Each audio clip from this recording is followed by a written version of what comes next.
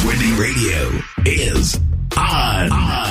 The entertainment show that gets you up close and personal with today's hottest stars. Here's your host, Novell J. Lee. Hey, it's Novell J. Lee, and welcome into a new Buzzcast here at Buzzworthy Radio. I had the chance to sit down and speak with CCH Pounder. She stars in the new CBS series NCIS New Orleans. We got to talk to her about the show and how it sort of is different from the rest of the NCIS franchise. So it was great to catch up with her and find out what's been going on since Warehouse 13 and Sons of Anarchy, and what's it like being in New Orleans. All that and more with CCH Pounder. Check it out. How are you? I'm good. How are you? Not bad, thank you. Warehouse 13 interview, I believe. Yes, that is correct. Oh my gosh, you remembered. That's amazing. Yeah. Well, when you spend 10 minutes going, do you think it's naval? Do you think it's Novell? It's like my name. It's like, do you think it's Pounder? Is it Pounder? Oh, goodness. Please tell me people don't call you Pounder. Oh, yes, I've had that several times. It's so funny, especially in auditions. It's like, Pounder? Yeah, Pounder. I don't think I can get past that one. I thought mispronunciation of my name was out there, but the fact that you can mess up CCH is terrible. I know. What are you going to do? But, since we last talked, you've been very, very busy. You are starring in the new CBS show, NCIS New Orleans.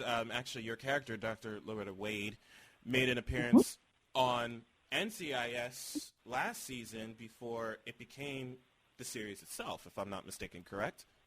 Yeah, that's absolutely correct. And I have to say, I love the way they did it as opposed to doing a pilot and then sitting and waiting, and is it going to go? Is it not going to go?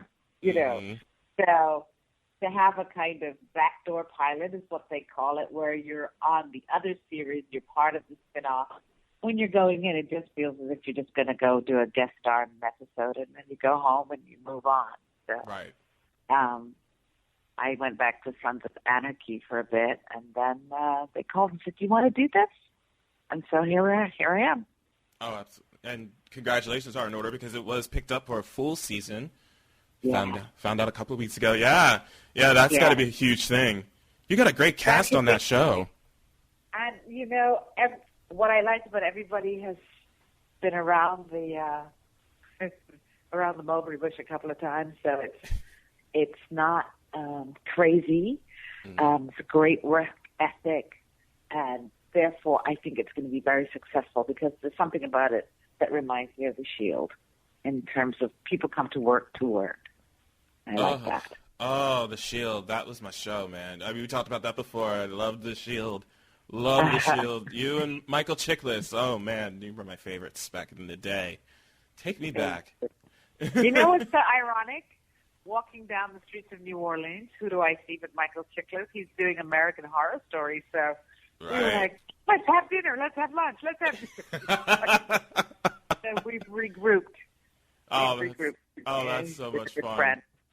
Oh, that's so much fun. But I got to ask, though, in essence to this show, what makes this show so much different than the other NCIS counterparts? Like, what makes it stand out? Why is this show sort of different than the rest? Like, what's... No, it's a good question, because you're doing a franchise, and now you're on to number 3.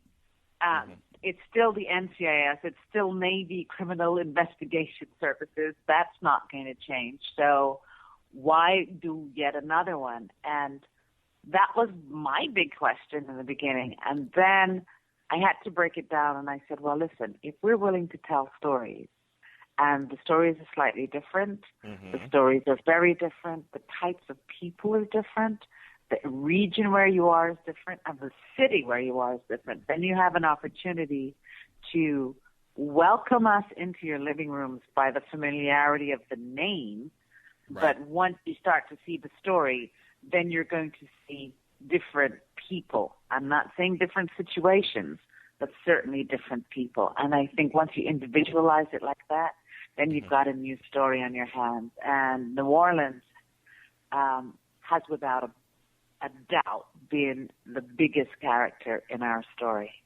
The way she looks, the 2 different seasons, wet and hot. Hot, sticky, wet, hot, and sticky, and lots of food. The food, though. The food, though. Oh, crazy. And, you know, the people from California who look like, you know, they're about 4 inches wide come up here and you're going to go, we have got to do battle to stay out of this game. It's tough. It's tough. But there's the wonderful thing about it is that once you decide that it's never been done before and what you're doing makes it individual and singularly interesting, then I think you take it from there, and I think you got a story, and I think you've got a good one. Yeah, and you bring up a good point, because when you think about it, as you mentioned before, you know, it's in the same franchise as NCIS. You may see like similar situations with the other shows, but what makes it different is because these people who are in this show, it brings different characteristics to these situations, so you get to see a different side of how these people would play off of that. And I think that's really what's the draw on these types of shows, because you're not going to see them handle it in the same way as Mark Harmon's character would handle it. You're going to see it as Scott Bakula's character is going to handle it, or CCH Pounder's character handle it. You're not going to see the same characteristics of that person into this new show. So that's why I think with these types of shows, with spin-offs, that's what's interesting about them for me anyways, because I want to see how these actors are going to take this role and play it off with this situation. I think that's exactly it. And, you know, I often tell my husband, he said, well, isn't it kind of the same stuff? And I said, but you know what? We have been doing the Western for hundreds of years. Mm-hmm. It's about the good guy and the bad guy. And the difference is that as we become more modern, the bad guy isn't decidedly bad and the good guy isn't decidedly good. You get to see all the shades of humanity within those characters.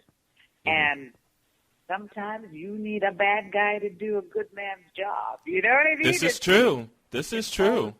Things that we used to just have like the black hat and the white hat, and that's the way things were.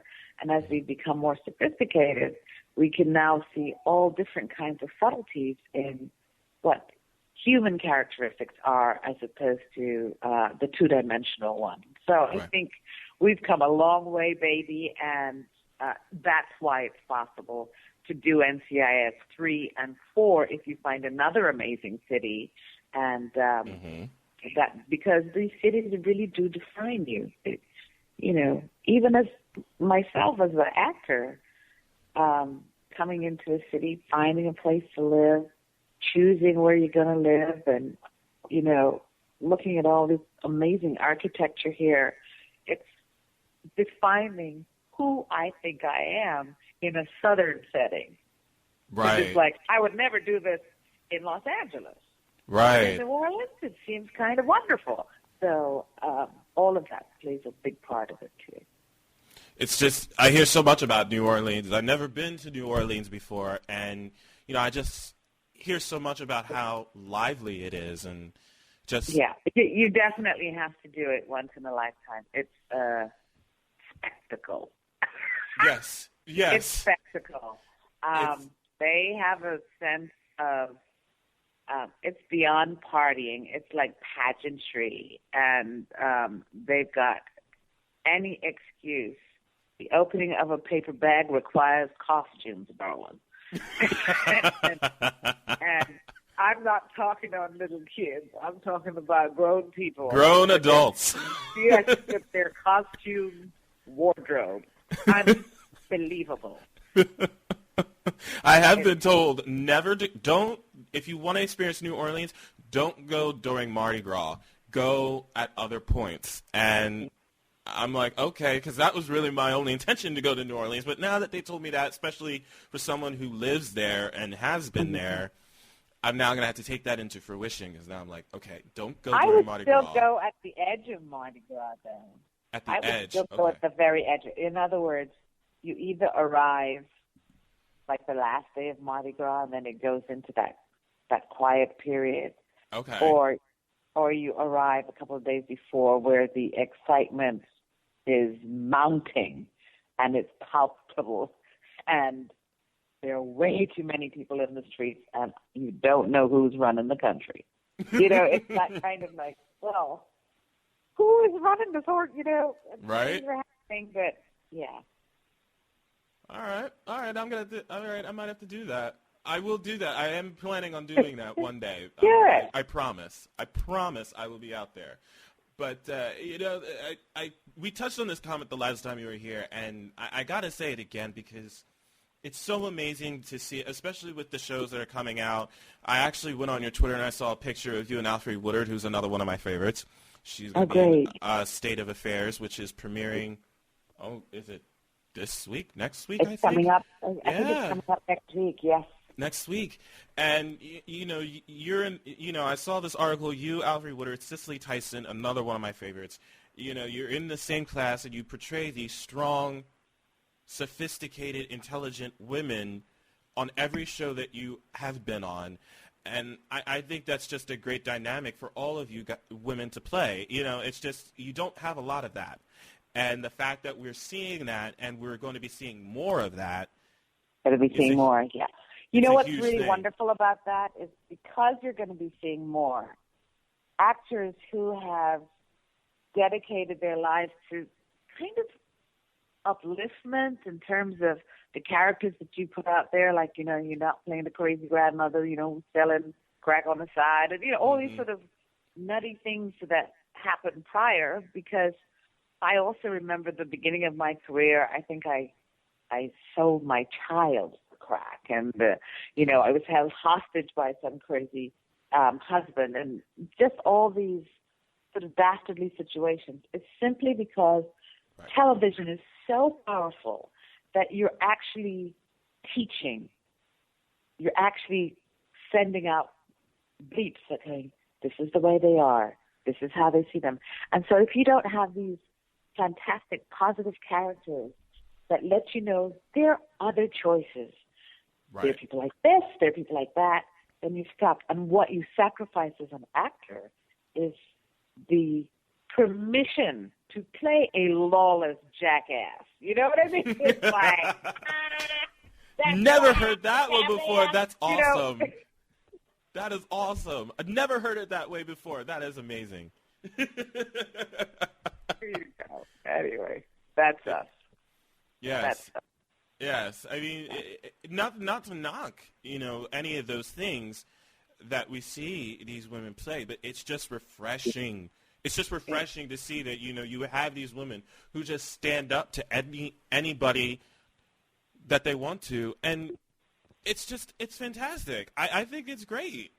I want to see more of that. And just the fact that we're getting that, I can't say enough about it. So that's probably been one of my biggest straws to a lot of your characters that you have played, a lot of the characters Alfre Woodard has played. It's just, your characters never settle for less. You want everything and then some if you can get it. I think it's great. If we can get it. Mm-hmm. And at the same time, we want to, be flawed and not be autonomous. That's the new thing that's going to happen, Laval, is that all these people who have been autonomous, it's like, oh, yes, she plays the judge. I don't know if she has a husband or children or anything else. I don't know if she's having an affair. It's now you're going to begin to see fully rounded characters where, because they are in the position of lead, they have interactions with other people. So you see them in their human form as opposed to just the authority, the doctor, the lawyer. You'll get to see them ingested with the full scope of humanity, and I think that's what's going to be so great. Oh, that's going to be incredible. No doubt. I mean, like I said, another show is How to Get Away with Murder, Viola Davis. I mean, look at her. There you go. Oh, look at her. Scandal, look at her. Scandal, Kerry Washington. Yeah. Of course. Shonda Rhimes, man, she's behind that as well. So I got to give her credence. She definitely brought back the strong woman, and not just the strong woman, but a strong black woman. I know. Oh, and Lorraine